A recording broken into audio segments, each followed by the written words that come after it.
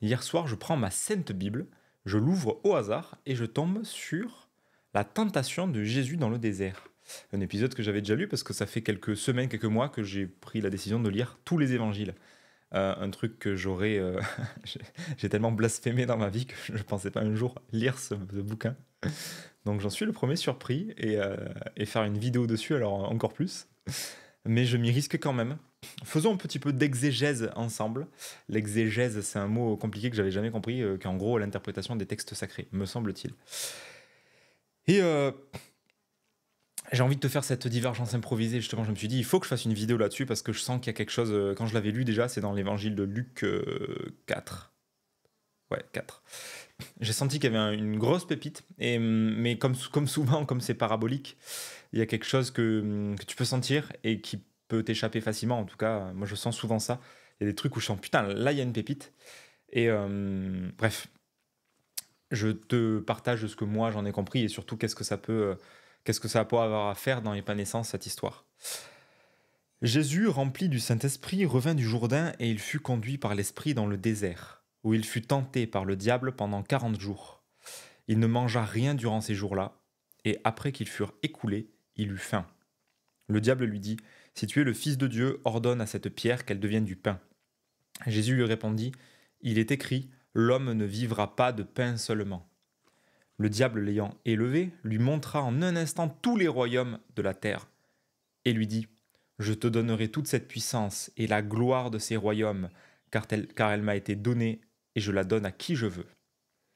Si donc tu te prosternes devant moi, elle sera toute à toi. » Jésus lui répondit, « Il est écrit, tu adoreras le Seigneur ton Dieu, et tu le serviras lui seul. » Le diable le conduisit encore à Jérusalem, le plaça sur le haut du temple et lui dit, « Si tu es fils de Dieu, jette-toi d'ici en bas, car il est écrit, il donnera des ordres à ses anges à ton sujet, afin qu'ils te gardent.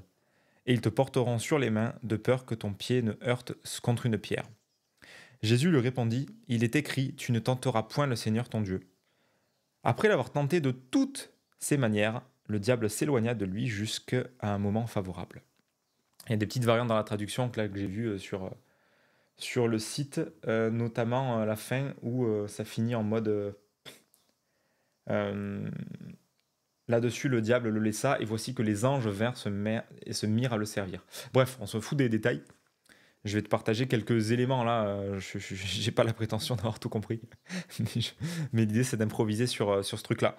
Le désert, déjà. En fait, souvent, les gens, moi le premier, je croyais au premier degré à Jésus marche sur l'eau, il a jeûné 40 jours, enfin, toutes les paraboles et tous les éléments symboliques qu'il y a dedans. Moi, du haut de mes 16 ans à l'époque, j'étais en mode, mais c'est complètement des conneries la religion, mais c'est stupide, mais c'est impossible, il n'a pas fait ça et tout. Les gens, ils sont naïfs. C'était moi le, c'était moi le naïf en croyant qu'il fallait lire ça au premier degré. Un texte sacré, par définition, il n'est pas littéral. Et c'est là, et ça demande d'aller voir derrière qu'est-ce qui se cache. Et pour moi, quand Jésus il marche dans le désert, c'est le lieu du dépouillement. Et je me suis surpris là, en cherchant à interpréter ce truc-là. En fait, c'est exactement comme les rêves. Si tu veux interpréter le rêve, tu vas partir de la scène qui se passe, qui paraît complètement abracadabrante, complètement stupide, bizarre. Sauf qu'en fait, c'est des symboles. Donc, qu'est-ce que ça t'évoque, le désert? Ben, moi, ça m'évoque que Jésus, il est dans une espèce de vacuité, de dépouillement. Il est seul, à poil avec lui-même. Et justement, dans cet espace-là, pour l'avoir fait, enfin pas dans le désert, mais pour avoir fait des jeûnes, pour avoir fait des retraites vipassana, des choses comme ça, ben forcément, tu es tenté par le diable. Mais le diable, c'est pas c'est pas la créature rouge avec un trident qui va te piquer au cul et qui veut te faire du mal. C'est le diable, c'est celui qui divise, c'est Diabolos. Il a plein de noms d'ailleurs parce qu'il prend plein de formes. Mais le diable n'est pas, comment dire, c'est simplement l'avènement de la division. C'est-à-dire qu'il veut t'amener dans ta pente égotique. Et enfin, quand je dis il n'a pas d'existence propre. Juste le diable, c'est quand toi, tu tombes dans la dualité. Et l'énéagramme nous parle exactement de ça. Tu vois, hier, j'avais une personne à la maison Aurélie, qui est venue pour m'interviewer sur l'énéagramme. On a fait une vidéo qui paraîtra d'ailleurs bientôt. Peut-être que je la publierai ici, je sais pas, on verra. Et elle me demandait qu'est-ce que je conseille aux gens qui connaissent leur type énéagramme, qui connaissent leur personnalité. Qu'est-ce que je leur recommande comme premier pas? Et bon, évidemment, c'est pas évident de répondre à cette question, puisque ça dépend qui t'as en face. Il y a pas de conseils à donner, il y a rien à faire d'un type énéagramme. Juste, c'est toi qui vas te laisser infuser et pénétrer par cette nouvelle information qui est ton type. Et ça va influencer un certain nombre de choses. Mais un des trucs que j'ai dit, c'est un des trucs que je trouve précieux, moi, c'est la passion. C'est de comprendre la passion, les 9 passions, parce que c'est par là que c'est là que c'est ta pente en fait. C'est là que tu vas à chaque fois retomber, retomber, retomber, que ce soit la colère, que ce soit l'orgueil, que ce soit la vanité, etc. Tu vas tomber dans cet endroit-là. Et c'est exactement ça. Dans la tentation du diable, c'est ça. La passion, c'est justement l'endroit par lequel on va se faire happer et où on va tomber dans le monde de la dualité. C'est-à-dire qu'on va se couper de nous, on va se couper de la présence, on va se couper de l'unité de toute chose, de Dieu avec un D majuscule. Après, tu l'appelles comme tu veux. Moi, j'ai longtemps eu un problème avec ce terme-là. Mais bon, en vrai, on s'en fout, c'est juste un mot. Ce qui compte, c'est la réalité qui est retranscrite derrière, qui est palpable derrière. Et quand on tombe dans ce monde de la dualité, quand on est tenté, ben justement, on se fait avoir par notre passion et on perd de vue l'essentiel. Et c'est là où tu vois que c'est exactement ce qui se passe dans la suite de ce passage. Dans, quand le diable lui ordonne de... Non, quand il lui dit, si t'es le fils de Dieu, ordonne à cette pierre qu'elle devienne du pain. Il le tente, vas-y, fais un miracle, prouve que tu as du contrôle sur la matière. Prouve que tu peux transformer du mort, quelque chose de figé, une pierre, en du pain, qui est quelque chose de vivant, euh, qui nourrit. Donc fais ce miracle-là. Et, euh, et Jésus joue pas à ce jeu-là. Tu noteras d'ailleurs, j'ai pas capté ça tout de suite, mais en fait, à aucun moment il résiste proactivement. Il n'est pas contre l'ego, le diable. Il n'est pas même contre les pharisiens qui symbolisent les gens qui n'ont rien compris. Il va pas lutter frontalement. Il y a juste quelque chose de ça ne prend pas sur moi. Et si tu te souviens la vidéo que j'ai fait sur Truman Show, que je t'invite à aller voir, je te mettrai un lien en description, sur la symbolique entre le parallèle que moi j'ai fait entre l'énéagramme, l'ego et le Truman Show. Bah, à la fin, quand Truman il décide de quitter le lieu de sa vie, qui est un grand studio, il ne résiste pas contre son père, qu'il a jamais décidé, son père qui le contrôle depuis des années dans sa petite télé-réalité. Il ne joue pas son jeu, mais il ne résiste pas. Il fait sa révérence et il se casse. Bah, c'est exactement pareil avec Jésus. Et d'ailleurs, il y a des parallèles de ouf entre Truman Show et la Bible, évidemment. Je t'en ai parlé dans la vidéo longuement. Quand tu vois qu'il marche sur l'eau, quand tu vois qu'il doit mourir, tomber à l'eau pour renaître. Enfin bref, il y a toute une symbolique très très forte là-dessus. Et aussi, donc, il disait, il ne mangea rien durant ces jours-là, et après qu'il fut écoulé, il eut faim. Pour moi, ça évoque aussi le fait que, justement, c'est dans cet espace de vacuité, comme quand tu es en méditation, quand tu es dans un espace où tu es en présence à toi, et où il n'y a plus de stimuli. Tu t'es dépouillé, donc il n'y a plus tous les stimuli du quotidien, de la tentation, des addictions, des écrans, des gens, de la renommée, de la reconnaissance, de l'argent, de ce que tu veux. Il n'y a plus tout ça, mais du coup, c'est un espace dans lequel, justement, il y a des pensées qui vont venir te tenter, il y a des émotions, il y a le passé qui va se rappeler à toi, il y a le futur. La division va revenir encore et encore pour que tu quittes l'ici et maintenant. Euh, Et qu'est-ce qu'il y a d'autre? Le diable ayant élevé lui montra en un instant tous les royaumes de la terre et lui dit, je te donnerai toute cette puissance et la gloire de ces royaumes, car elle m'a été donnée et je la donne à qui je veux. Donc si donc tu te prosternes devant moi, elle sera toute à toi. On retrouve encore une fois la tentation qu'il y a dans tant de films, euh, qui est ça me fait penser à Le diable s'habillant. Non. Ah, je sais plus, avec Al Pacino. Ah, je sais plus. Tu retrouveras ce film où il est Le diable s'habille en Prada. Je suis pas du tout sûr que ce soit ça. Ça me reviendra peut-être. Donc bref, où justement il est sans cesse dans la tentation et le héros, il est tenté de gagner plus, d'aller vers de la renommée, et en fait il se coupe de lui de plus en plus. Et si tu regardes bien notre monde moderne, c'est ça depuis très longtemps, depuis j'ai envie de dire des centaines, des milliers d'années. Mais par les temps qui courent, justement, il y a cette tentation à plus d'argent, plus de renommée, à de l'ego spirituel, à se perdre soi-même en route à travers des artifices. Euh, non pas que ça soit mal, c'est pas du tout un problème, c'est pas ce que je dis, de chercher à gagner de l'argent, à développer une activité, à pourquoi pas avoir un statut. C'est pas un problème en soi. Ce qui pose problème, entre guillemets, même si c'est pas un problème dans l'absolu, c'est que tu te perds là-dedans, tu te perds en route. C'est justement ça la passion, c'est que tu te perds dans un personnage, tu perds de vue la vie en toi, tu perds la connexion avec le divin, avec la spiritualité, et l'existence devient extrêmement morne et superficielle. Et on passe à côté de quelque chose d'essentiel, me semble-t-il.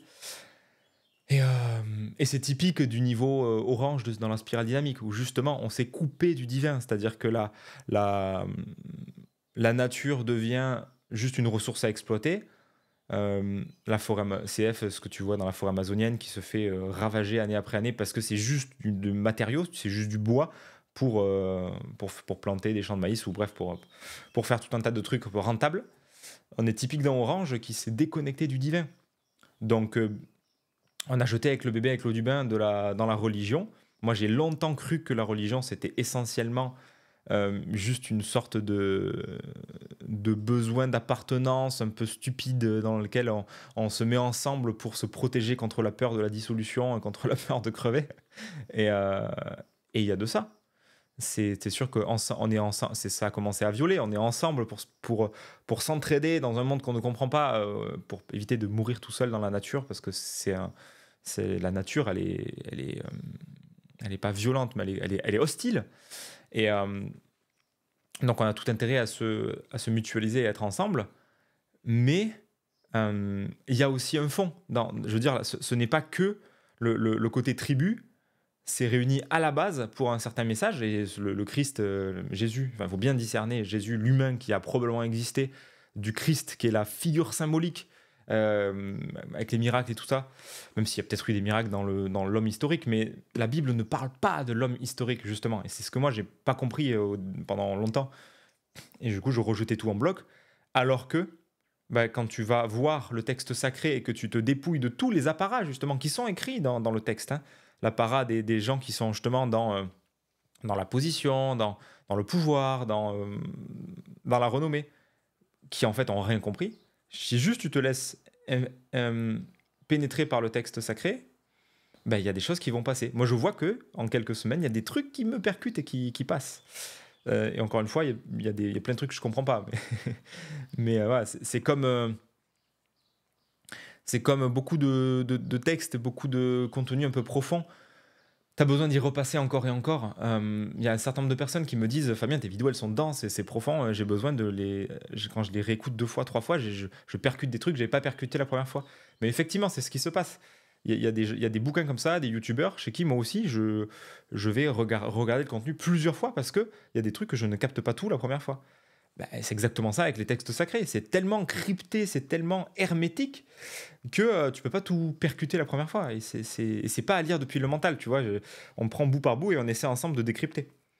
Et il y avait enfin, du coup, le diable conduisit encore à Jérusalem, le plaça sur le haut du temple et lui dit « Si tu es fils de Dieu, jette-toi d'ici en bas, car il est écrit, il donnera des ordres à ses anges à ton sujet afin qu'ils te gardent. Et ils te porteront sur les mains de peur que ton pied ne heurte contre une pierre. » Et Jésus lui répondit « Il est dit, tu ne tenteras point le Seigneur ton Dieu. » Donc là, il n'est pas facile celui-là, je trouve.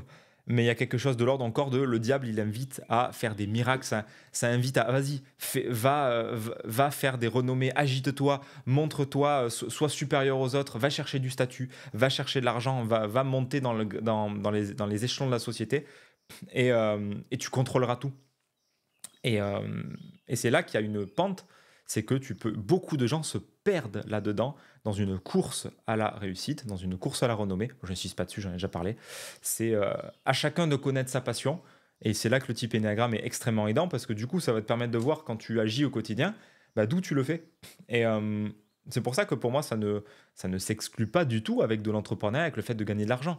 C'est juste quand l'argent devient une fin en soi et que tu cherches à accumuler et à te sécuriser et à en faire un tel objectif que du coup, tu vas, comme je l'ai fait, tu peux être capable de faire plein de trucs qui ne font pas de sens pour toi, des trucs où tu vas te couper de ton essence, te couper de ce qui est juste simplement pour de l'argent.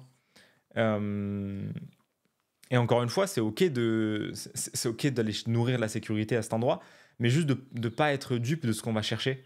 Euh, Parce que j'ai vu un certain nombre de personnes dans les milieux entrepreneuriaux, de gens qui se sont fait un peu happer par ce truc-là et qui ont fini par avoir un ego qui se fait qui enfle parce qu'ils ont gagné plein d'argent, parce qu'ils ont ils ont une grosse chaîne YouTube, ils ont plein de clients et il y a l'ego qui enfle en fait et ils se perdent en fait, ils se perdent là-dedans. Et c'est pour moi, ça ne parle que de ça. Ça dit pas fais pas ci, fais pas ça. C'est pour moi, on n'est pas dans un message un peu bleu bas de gamme dans lequel tu as une sorte de code de bonne conduite pour être une bonne personne. Pour moi, on n'est pas là-dedans. Juste que le diable, c'est à la source, c'est le serpent tentateur qui va te faire quitter le monde de l'unité dans le jardin d'Éden où tout est nourri, tout va bien et machin. Et dès que tu commences à poser le regard, à monter dans le mental pour nommer, pour juger, pour dire ça c'est bien, ça c'est mal, ça c'est ok, ça c'est pas ok, ça c'est une pomme, ça c'est un fruit, euh, ça c'est un hérétique, ça c'est un pauvre, ça c'est quelqu'un qui a rien compris, ça c'est un mec stupide, etc. Dès que tu commences à étiqueter toi-même les gens des parties de la réalité, ben, c'est là que tu tombes dans le monde de la dualité. Et, euh, et c'est là que notre travail, c'est juste d'en prendre conscience. Voilà, je te balance ça en vrac. Je ne sais pas s'il y a quelque chose à en tirer, peut-être pas. Juste, c'est ma divergence du matin.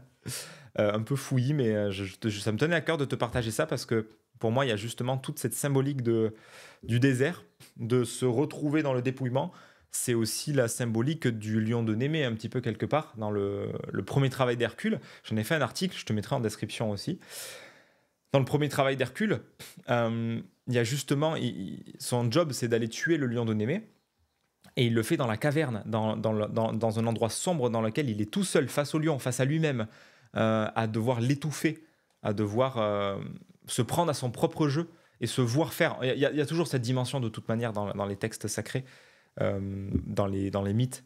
Euh, il y a cette idée de je vais me voir à l'endroit où je ne me vois pas pour m'étouffer, pour voir l'endroit où je me suis perdu en route. Et encore une fois, l'énéagramme, s'il y a bien une carte qui te montre l'endroit où tu te perds toi-même, c'est l'énéagramme. C'est pour ça que, en tout cas, c'est une des interprétations. Ce qui fait que tout s'est pété la gueule dans ma vie en 2020, que mon business tombe à zéro, que j'étais en crise existentielle, que je comprenais, j'étais revenu de la Réunion, il y avait plus de sens, je savais plus quoi faire dans ma vie, mais parce que j'avais erré pendant les 2 années d'avant, je m'étais perdu en route. J'avais commencé à suivre une voie qui n'était pas la mienne. Je vendais des coachings très très chers, je modélisais le business d'un autre en me disant c'est ça qu'il faut faire. Je me suis littéralement perdu en route. Et c'est pas grave, hein, il y a besoin de passer par là des fois, mais le tout c'est de le réaliser. Et du coup, c'est là où derrière, c'est là qu'il y a la repentance, c'est là où Jésus te pardonne, c'est-à-dire que il y a personne de bien ou de mal dans l'absolu. Tu peux tomber, le tout c'est de voir à un moment donné que tu es tombé et te relever et prendre des décisions et changer ce qui doit l'être. Voilà, mais encore une fois, pour moi, il y a bien à discerner le côté religieux de tu es une bonne personne, tu vas aller au paradis. Je pense qu'il y a évidemment une symbolique là derrière, mais c'est pas à prendre au pied de la lettre. C'est pour ça que j'ai détesté la religion pendant tant d'années. C'est parce que moi, je voyais, enfin, il me semble avoir vu toute l'apparence de gens qui se prennent au sérieux, qui croient qu'ils sont du bon côté de la force, et de voir en fait des gens très croyants qui sont hyper jugeants envers les autres, qui se croient supérieurs, qui sortis de l'église se mettent à faire des petites réflexions comme ça. Gna, gna, gna, gna, gna. Mais moi, ça me parle pas du tout. Mais, encore une fois, les textes sacrés, ça parle pas de ça. Donc si ça peut t'aider à pacifier ton rapport à Dieu, à la religion, au texte sacré, à Jésus, je te le souhaite parce qu'il y a des putains de pépites là-dedans. Et je te finirai par en te recommandant, si tu as envie d'explorer ça, de regarder la série The Chosen. Je suis en plein dedans là, c'est une série qui retrace la vie de Jésus et de ses disciples. C'est une série de ouf, ils ont levé genre 10 millions. Et du coup, c'est dispo gratuitement sur le site, c'est traduit en français et tout et tout. C'est très très cool. Et moi, ça me pacifie parce que j'ai eu vraiment, vraiment une longue période de pas de vouloir du tout mettre un pied là-dedans. Et bah, la vie m'amène à ça, donc ouais, je t'en parle. C'était pas prévu. C'est un peu un endroit qui est pas, c'est pas aisé pour moi d'en parler. C'est un truc ouais, qui est pas, qui est nouveau. Mais voilà, ça me tenait à cœur. Donc je m'arrête là, 20 minutes, blabla. Mets un pouce si ça t'a apporté quelque chose. Tu peux t'abonner, tu peux partager cette vidéo à quelqu'un qui aurait peut-être compris de travers ce genre de texte. Parce que ouais, il y a vraiment Il y a vraiment un sacré paquet de trucs à aller chercher là-dedans, que ce soit Jésus qui marche sur l'eau, que ce soit les guérisons, que ce soit l'eau du puits. Enfin, vraiment, il y a des passages hyper intéressants quand tu prends le temps d'aller les creuser vraiment. Il y a des messages. Ouais, c'est assez ouf de se dire que ça a été écrit il y a autant de temps et qu'il y a encore une fois, c'est pas pour rien que c'est encore là aujourd'hui. Pour moi, ce n'est pas qu'un relent de pulsion, d'appartenance à une tribu euh, en une croyance irrationnelle. Pour moi, il y a autre chose. Allez, je te souhaite une belle journée et à bientôt dans la prochaine vidéo.